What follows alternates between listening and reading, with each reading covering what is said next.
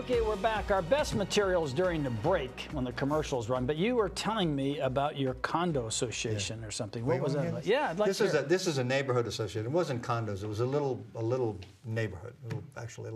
Had a private street, and we had to do some things.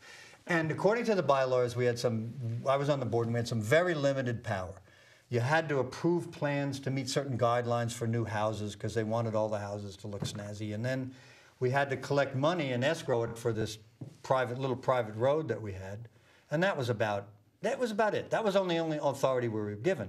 So one of the board members received a complaint from somebody that one of the neighbors actually in our association had a dog that was barking all night. And so the discussion started immediately about barking dogs and what we're going to do about it. And I take credit for this. I said, who gave you the power to regulate barking dogs? What, are you crazy? I mean, it reported to the dog catcher or something, but nobody's given us any authority to look into dogs, to punish people for dogs, or to care about dogs, and you're wasting my time. But it is in the nature of organizations to... Okay, I have a question. I remember that you and your wife had two of the worst looking, mongrel, horrible dogs. She loved those dogs. I don't care that I've ever seen. And I suspect, hey, let's go. They were the barkers. No. Come on now. They were very annoying. To say the least. And they were very ugly. Annoying. And they were ugly. Are they all gone now? My wife loved them. Are they all gone? She kept those dogs alive forever. Yeah. Honestly, she gave one of these little dogs mouth-to-mouth resuscitation. Did she really? The dog was having a stroke or something, and she said, I had to run next door to get this doctor who was going to come. She just loves animals to a fault. Didn't she do that pounding thing on like on No, her she chest? breathed in its snout. Oh, did she? She kept it alive for a while. Well, that was wonderful. And she said, so that we got the dog to the vet, and I had to help her with it. We got the dog to the vet, and the dog kind of came back, and she was worried that the dog had brain damage. And this is a dog that never was housebrooked and used to pee on all my stuff. From breathing into the dog? No. She said, I'm worried that the dog has brain damage because it had a stroke or something. Yeah. I said, how would you know? This dog's just a... Listen, I can't believe you told that story, though. I mean, this is the kind of thing that you usually keep inside the front door. So she generally, see it. People don't post this on a Facebook page or something. But what's underneath all of this, my wife's a lovely person and loves animals and wishes everybody well. Yes, and those dogs were barking and driving everybody crazy, and then you took this constitutional position. Like 16. Don't mess with my... By the end of the life of these dogs, they were either sleeping or doing something disgusting. Those are the choices. Well, the point is, and I think you made the point, that groups like this is what drives me crazy about all these old people retiring from up north and run these condominium associations. They drive everybody crazy because they're trying to regulate everybody's life. Everybody's life, every tiny little thing in your life.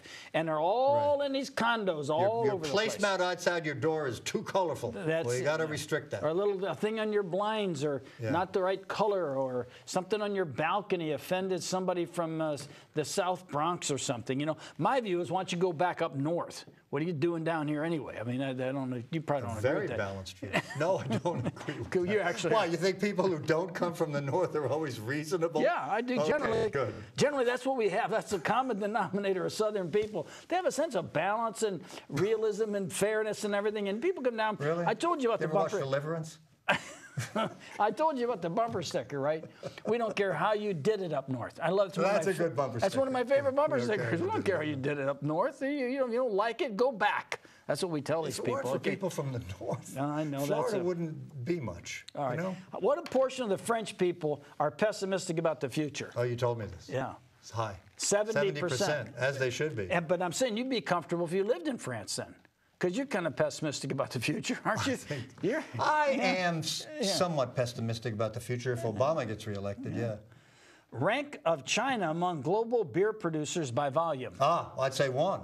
Exactly correct. Exactly China correct. has a pretty good history. When the European countries came in and established their little, they call them canton, the European countries just took over some territory. They just had they had better weapons. They didn't have a better society. They had better weapons. So they pushed China around and they said, we're going to take this big section of your property and we're going to build our own little place and we're not going to let the Chinese in.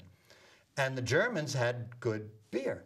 And that German brewery survives to this day under a different name in China, and it's pretty good beer. I think it's Tsingtao beer. That's an interesting little historical point. Yeah. So you got there's that. some pretty good Chinese beer. You nailed that. All right. Percentage of Americans in 1992 who believe gun laws should be stricter. In 1992, not too long after Reagan, I'm going to guess it was a 60%. 78. That's pretty good. More. All right. Percentage who believe so today. 20. 43. Yeah. But it's half. Why is that? Why do people feel less secure under the enlightened leadership of Mr. Obama? Because all the right-wing nuts are saying you need to buy all the ammunition you can. So the gun manufacturers in this country, that's the most prosperous industry in this country. They're making a fortune selling guns. They can't make the guns fast enough. That is unfair to Obama. I mean, Obama kind of saw messing with the NRA is kind of like standing on a railroad track and thinking you're going to stop the train. You ain't. No, you don't. And the NRA is extraordinarily powerful. I think they go too far, but I don't think our Second Amendment rights are in danger. And Obama has announced that he is for the Second Amendment. But he said something that I agree with. He said, it may be time when we have a serious discussion in this country about guns. I agree with that. Just had one today, a shooting today. Seems like there's a shooting every day someplace, and innocent people killed. But they always say this, the NRA and the gun people always say, guns don't kill people. People kill with guns. Well, or that's something. ridiculous. Whatever that thing is. But I wouldn't like to be in a society when only the criminals could have guns. I agree with that too. And I think if you want to hunt or you want to have a gun for self-protection and you're not a felon or not certifiable, you ought to have one. Let me ask you this question. You need to have a license to drive a car because it's a dangerous instrumentality and it could hurt somebody. Why don't we have strict licensing? You have a right to have a gun. They can't stop you, but we're going to have a very strict safety measurement of some kind and some kind of analysis of criminal background part of they're doing now. But before we're going to give you a gun that you can kill people with, we're going to make you subscribe to some kind of reasonable scrutiny. I mean, what's wrong with that? I mean, as opposed as I am to more government and more regulation, that makes sense. I mean, you hear about it happened at FSU. Maybe it's a year ago now. Some guy was supposedly cleaning the gun, and it went off. Terrible. Well, if you've had any training in guns, and you're probably sick of hearing this from me, guns are powerful weapons. You need to treat them so seriously. Every gun is loaded. You never put your finger in the trigger. Somebody hands you a gun, you must clear it and make sure it's unloaded. That has to be ingrained in your brain. I think one way or another. Now, a lot of people are just going to get training from their daddies and they don't need it. But there's certainly an argument for what you say, that you should be required to know something about gun safety before you have a gun. I think the laws that require mandatory incarceration are ridiculous relative to drugs, but very sensible relative to a crime where a gun is used. And you tell young men especially, you pick up a gun, you're going to prison, and you're going for a long time. So you get one on the street, you're in possession of a gun, well, you're not trained, I agree with you. You're armed, police officers find you, then you got some serious problems. Now, what you hear all the time is, well, you shouldn't have a gun because it's much more likely that it'll be stolen and it's much more likely that you shoot somebody. I saw this on television. There was a 12-year-old girl home, and somebody's breaking into the house. You didn't see this. And she called her mother, and her mother said, get the gun, go in the closet, and call 911. So she called 911, and they had the 911 call. And this perp, this is a 12-year-old girl, she's got the gun in the closet. And mom says, shoot through the door. She shoots him and gets this guy in the shoulder. The law enforcement shows up and arrests him. Unusual. Well, that probably is unusual. Unusual. But you wouldn't want to take away somebody, and telling a 12-year-old, I don't know. First of all, how would a 12-year-old know how to use a weapon like that and have access to it? Yeah. And there is way more to it. I mean, the gun, you don't know it if you don't know anything about guns. It could be an automatic gun that has a safety on it. You don't know how to put the safety on it. If you just put the magazine in a lot of automatic guns without racking the slide, you're not going to be able to shoot it because there's no round in the chamber. You've got to know about these machines, these dangerous, powerful machines, but you've got a right to it. It's a very complex, nuanced problem, and one of the terrible things about these really complex problems are people who have a simplistic solution. Right. Do nothing.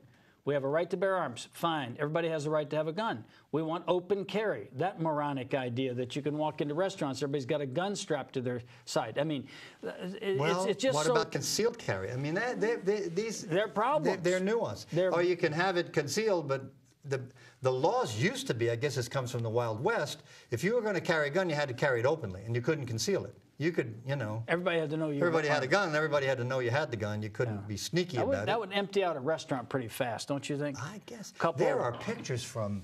I've seen pictures from Arizona where people are showing up at political rallies with their Glock on their hip, not policemen. I know that's a little scary. But I read about a church where people came because you have one of these fundamentalist type churches, and they were having a gun appreciation Sunday or something. Really? Yeah. Good you could idea. come and you could give your personal testimony and you could show your gun. You could kind of do the whole thing in one demonstration. Okay?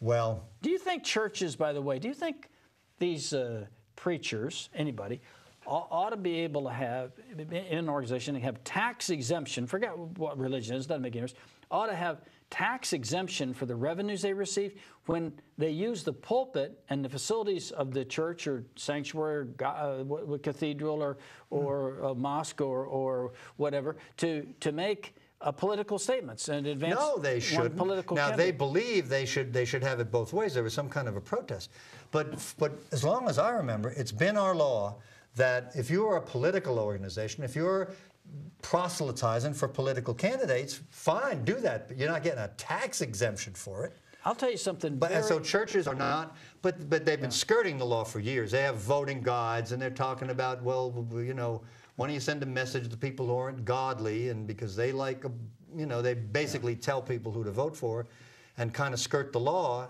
And there was an effort by a bunch of religious leaders to say, we're just going to have a day where we tell people, and they're going to just kind of challenge the IRS.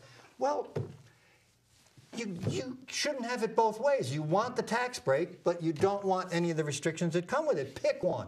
Fine. You want to be the church of proselytizing? You want to be the church of Mitt Romney? Go ahead.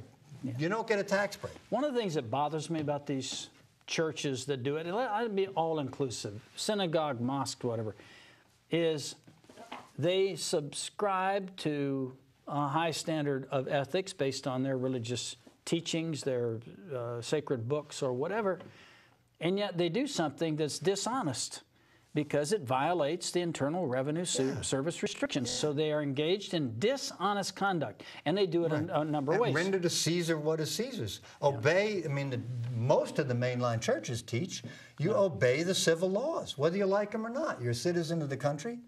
But these active campaigns, they take a number of forms. One form is ridicule and sarcasm. That is about whoever the president, in this case might be Obama, could have been Bush, whatever. They have rallies where they bring in these very one-sided political figures to talk about their ideology that everybody knows identifies with one side or the other. Right. But what really is, to me, intellectually dishonest are people that are the ministers of these churches or priests or whoever they are that are violating our laws with impunity. What does that say about your standard of ethics and the subscribing that you do to whatever your ethical restrictions are? To me, it's... Judge Roy Moore would say, you know, God's law is above man's law. He took an oath to support the Constitution, immediately went out and flaunted the Constitution. Now he's running for Chief Justice of Alabama. He's on TV because... and if you understand anything, I mean, he was sanctioned, he was kicked out of office, he's back. No, they always come back, and for those of you who we have a lot of Alabama viewers, you could find a worse person to vote for. I just can't imagine who it would be, unless you elected maybe a convicted serial killer or something. I mean, you know, in terms of a person unfit for public office. These are the people who don't want to be subject to Sharia law. Right. No? Right. And you say, well, the Ten Commandments are benign. I mean, it's just everybody ought to obey the Ten Commandments. Not so fast. Because one version of the Ten Commandments, I am the one God, you shall not have strange gods before me. Well, I mean, you have to be a monotheist? You can't be a pantheist in this country and be recognized in the court? Well, one of the problems with the Ten Commandments, we've had this before, this was a great article I think it was, not where I read this, or many years ago, they had all different versions. There are loads of versions. Recognize the Ten Commandments. The Jews have a different version. And which one you pick is fine, but that doesn't mean it's the right one. And so well, there are two versions of the Ten Commandments in the Bible, in the St. James or King James. King James version of the Bible. We have pick which one you like, but if you're a public official, you can't inflict it on people. Oh, we've been dying to talk about this. What we've got here is a nice trophy, and you can't read it. You want me to read it to the audience? Oh, you can read it, of course. Here's what it says on the very trophy. Heavy. Can't see Watch it when you pick it up. It's very heavy. It's a says beautiful here, trophy. It's quite a heavy trophy. You think this is gold? It could be gold. I didn't even know that you knew about it, and then here it is, and I'm kind of embarrassed about it, actually. You're so humble. Yeah. 2012 Mayor's Cup, Osceola Municipal Golf Course. And who won this trophy? It wasn't me. I don't play golf. No. Who? Well, let me tell you the team that narrowly missed second place. Were there more than 3 teams? And we need a grand jury investigation for the goofballs that got the first place. Okay, I'll discuss that later because they had a handicap that was slightly higher than one could ever imagine. But in any event, on my team, I was privileged to play with the mayor and with his dad, Ashton Sr., who's a terrific golfer. Our mayor is a very fine golfer. And we had as our star player, the rock of the team, Wesley Pate, Jerry Pate's son, who in and of himself is a terrific golfer. Well, why didn't you guys come in number 1? Well, I'll discuss that. I'll give was it your fault? I missed a few shots. I was kind of, you know, you're not heavy, you're my brother, but then they didn't want to claim me as their brother near the end. But I saw Wesley Pate hit a shot off the deck with a driver, meaning the ball was on the ground. And normally you have to have the ball teed up with, to hit it with a driver. So he gets his driver. I said, I'm going to hit this ball right off the deck. And I looked at this, well, I mean, that's a hard shot anyway. He hit it 300 yards off the deck. He drove the ball 350 yards several times. Yeah. I mean, he is a great player and a wonderful young guy, too. It's just a great. He works for Howes McLeod, terrific young guy. So we just had a great time. The Mayor's Cup, all that money goes for First Tee.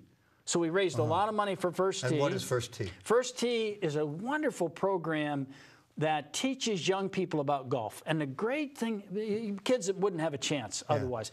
The great thing about golf is, and this is a huge part of First Tee, is the ethics and the honor and the respect and the dignity that comes with the game. In the NFL, everybody's trying to cheat where the official can't find them. In golf, you make a mistake, you don't do right. You call it on yourself. You call the penalty on yourself, and it teaches young people integrity. It's just a great thing. After these low-income kids play some golf, can they afford it anymore? Yes, that's because we have a municipal golf course at Osceola that is a fabulous municipal facility.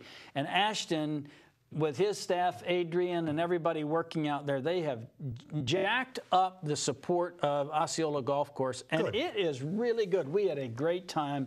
And, of course, I was very humbled to have your people bring this trophy here today. It was like, very humble of you to have nothing to do with bringing the trophy in here. Well, it was in my car.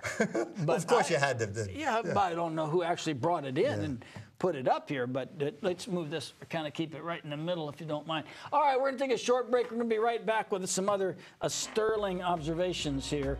Some of them from Mad Magazine. Yeah, we're going to find out how many teams were in this. We'll be back here. We don't need a lot of detail. We'll be back in just a minute.